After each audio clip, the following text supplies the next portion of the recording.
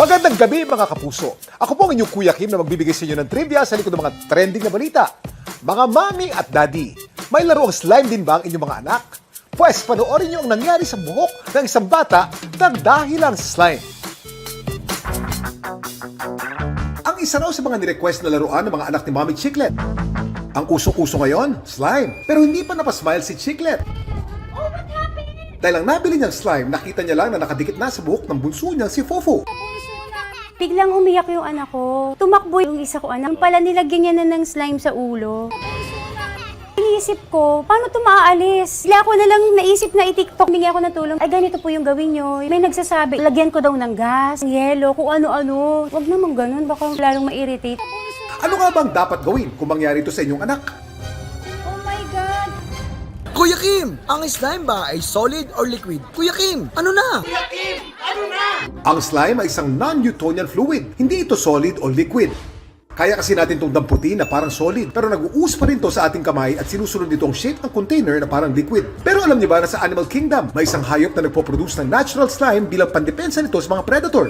Kapag inatake kasi ang mga hagfish, nagre-release ito ng chemicals na ginagawang slime ang tubig para ma-choke ang mga umaatake sa kanila. Ano naman kaya ang dapat gawin sa slime kapag nadikit ito sa ating buhok gaya ng nangyari kay Fofo?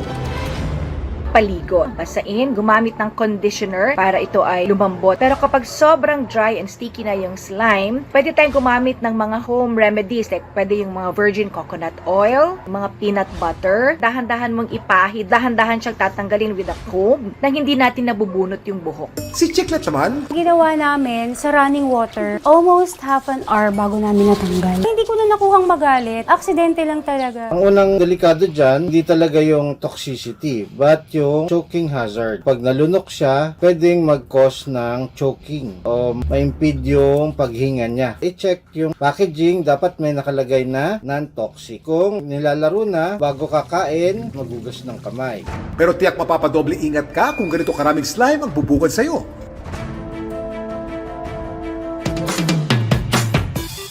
Ang Guinness World Record para sa largest slime ay nasungkit ng isang Chemical Industry Association mula sa Austria noong 2018. Ang kanilang ginawang slime, may bigat lang naman na 10,350 kilograms at total volume na 9.24 cubic meters.